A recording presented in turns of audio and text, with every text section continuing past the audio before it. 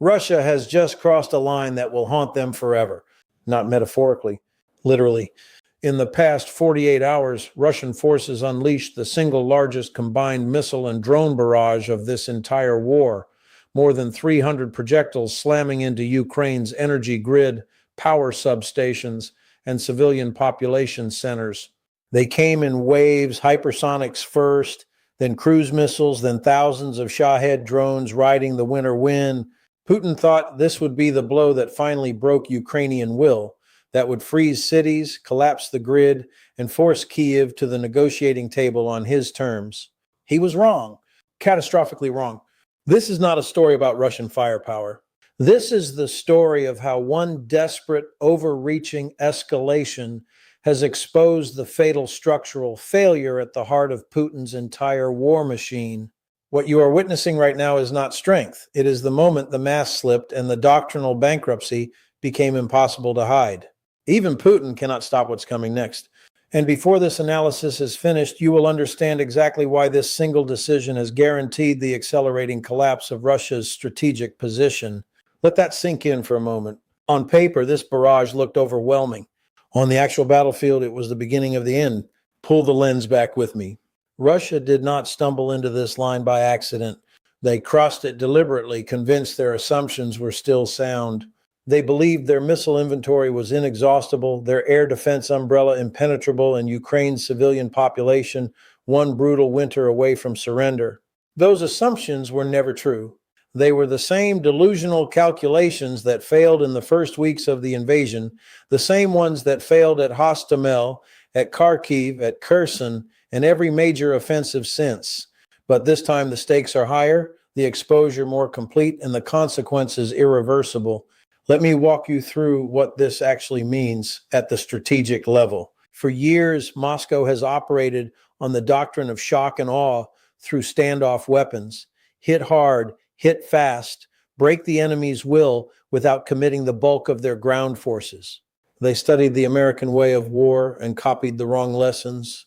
They thought precision strikes on infrastructure would replicate the effect of strategic bombing campaigns of the past, only without the industrial base or the political cohesion to sustain it. What they missed, what they have always missed, is the speed of Ukrainian adaptation and the depth of Western resolve once a line like this is crossed. This barrage was not a demonstration of dominance. It was a confession of desperation. Now let's rewind to the false assumptions that made this escalation inevitable. Go back to the early months of 2022. Russian planners sat in their bunkers convinced the war would be over in weeks. Their intelligence told them Ukraine was corrupt, divided, and militarily hollow. Their doctrine told them massed fires and rapid maneuver would collapse resistance before NATO could react. They believed their Caliber and Kinjal missiles gave them an unbeatable first strike advantage. They were certain the West would tire of sanctions and Ukraine would fracture under pressure. Every one of those assumptions has been shredded by reality. Yet instead of adapting, Moscow doubled down. They shifted to attritional grinding in the east, then to terror strikes on cities, then to winter energy warfare. Each phase was supposed to be the decisive one. Each phase has only accelerated their own exhaustion. And here is the hidden military variable they never saw coming. Ukraine did not simply survive these attacks. They learned from every single one. Their air defense networks have evolved from fragmented Soviet-era systems into an integrated, data-driven shield that now routinely achieves interception rates above 80% against even the most advanced Russian munitions. They have integrated Western-supplied Patriots, NASAMS, and IRIS-T systems with homegrown drone spotters and electronic warfare that blinds Russian targeting. They have built decoy grids, hardened critical nodes, and dispersed generation capacity faster than Russia can strike it. Every barrage teaches Ukraine something new. Every barrage costs Russia weapons it cannot easily replace. This latest escalation was not an act of confidence. It was the final frantic roll of the dice by a command structure that has run out of better options. What happens next changes everything. Because when Russia crosses this line, deliberately targeting civilian energy infrastructure on this scale, they do not just invite retaliation. They trigger the unlocking of capabilities that were previously held in reserve. I have watched this pattern for years. Every time Moscow escalates beyond the pale, the West's political hesitation evaporates. And this time the response is already in motion. Long-range precision weapons that can strike deep into Russian territory are no longer off the table.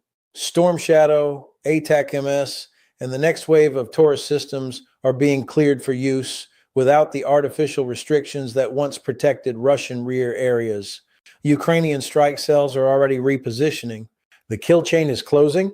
Putin cannot stop it because the decision was made the moment those 300 projectiles crossed Ukrainian airspace.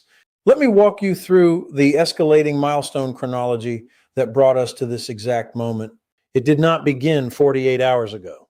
It began with the first winter energy campaign in late 2022. Russia fired hundreds of missiles at power plants and substations, expecting blackouts to break civilian morale. Ukraine absorbed the blows, repaired what it could, and kept the lights on through sheer ingenuity and emergency imports. Russia tried again in 2023, larger salvos, more sophisticated decoys, interception rates climbed. Russian missile stocks dwindled. By the spring of 2024, Moscow had shifted to cheaper Shahed drones in the thousands, hoping volume would overwhelm defenses. Ukraine countered with mobile air defense teams, electronic jamming, and their own long-range drone strikes that began hitting Russian airfields and production facilities. Each cycle cost Russia more in real terms and bought Ukraine more time to adapt. By late 2025, the pattern was unmistakable. Russian strikes grew more frequent but less effective. Their hypersonic Kinzhals, once touted as invincible, were routinely intercepted or forced into suboptimal flight profiles. Their cruise missile launches required exposing launch platforms to Ukrainian drone hunters, and every time they paused to regroup, Ukraine used the breathing room to integrate new Western systems and train crews to higher standards. This latest barrage of over 300 projectiles was not the culmination of strength. It was the exhaustion of every previous failed attempt compressed into one desperate night. Russian commanders knew the costs. They launched anyway. That is not the behavior of a confident military.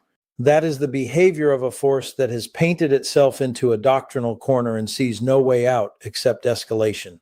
And it gets even more serious from here, because the industrial and state-level consequences of this single decision are now cascading through the Russian system at a speed Moscow cannot match. Consider the raw economics. Each Kinzhal costs approximately $15 million. Each caliber around $1 million. Even the Shahed drones, mass-produced with Iranian help, represent hundreds of millions in aggregate expenditure for a single night's work. Ukraine's defenses, Western-supplied missiles augmented by domestic production, cost a fraction of that. One night's barrage likely consumed resources Russia cannot replenish at the same rate. Their missile production lines are already operating under sanctions pressure. Their factories are vulnerable to Ukrainian deep strikes. Their economy is hemorrhaging oil revenue as global buyers grow wary of secondary sanctions. This escalation does not solve any of those problems. It accelerates them. Pull the lens back further to the state-level picture. Russia's ground forces are already stretched to the breaking point: manpower shortages, equipment attrition, command paralysis. By committing this barrage, Moscow has diverted scarce air defense assets to protect their own launch sites and production facilities. They have signaled to the world that their strategy has failed at every previous level and that terror is now their only remaining lever. That signal is being received loud and clear in Washington, London, Berlin, and Kiev. The political calculus has shifted. There is no longer any serious debate about escalation management. The line Russia crossed has removed the last remaining restraints. What follows is the systematic transfer of capabilities that will allow Ukraine to strike Russian logistics hubs, command nodes, airfields, and oil refineries with impunity.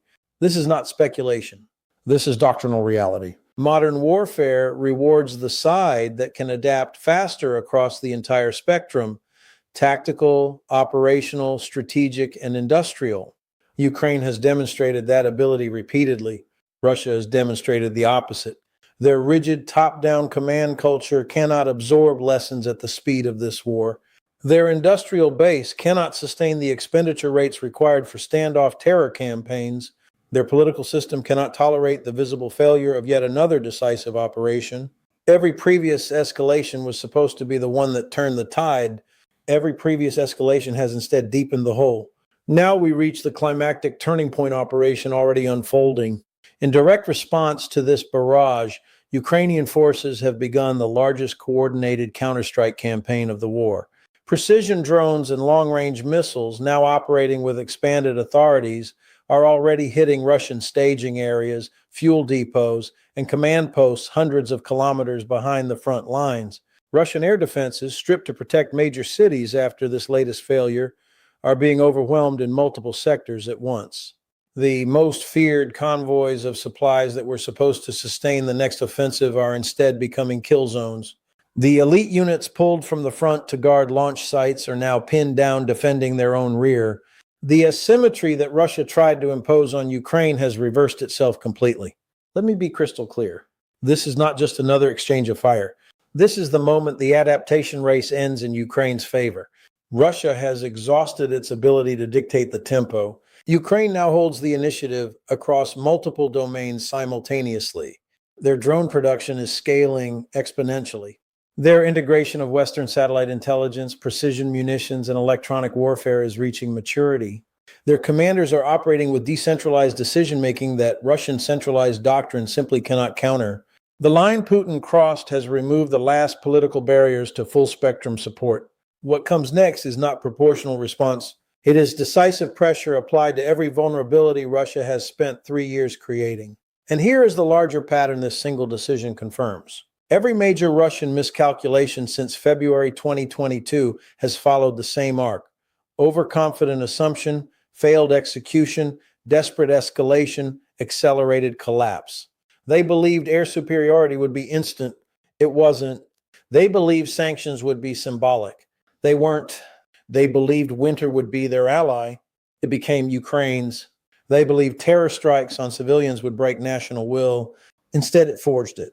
This barrage is the latest and most visible chapter in that same story, only now the consequences are no longer reversible. The industrial attrition, the manpower crisis, the economic isolation, the loss of strategic depth, all of it is compounding at once. Putin cannot stop what's coming because the machinery that would have allowed him to adapt was dismantled by his own decisions years ago. Let that sink in. History will record this moment not as Russian boldness, but as the point at which the Russian war machine signed its own death warrant. The strategic collapse that began with the failed blitz on Kiev has now reached its terminal phase. Russia's rear areas are no longer safe. Their logistics are no longer sustainable. Their command is no longer coherent. Their economy is no longer insulated, and their political narrative is no longer credible. What happens next changes everything. The coming months will see Ukrainian deep strikes systematically dismantle Russia's ability to sustain this war. We will watch oil refineries burn, airfields crater, rail lines sever, and command bunkers go dark. We will see Russian forces at the front starved of ammunition, fuel, and reinforcements while their leadership scrambles to explain why another decisive escalation produced only greater vulnerability. The adaptation asymmetry that has defined this conflict from the beginning has now become insurmountable. This is why I have been saying for months that the real question was never whether Russia could win on the battlefield. The real question was how long it would take them to realize they had already lost the war at the doctrinal level. That realization is now unavoidable. The line has been crossed. The consequences are locked in. Even Putin cannot stop what's coming. Stay with us because those questions do not have simple answers, and the next chapter is already unfolding faster than Moscow can react. The battlefield is exposing the side built on bad assumptions, and history will record exactly who understood that reality first.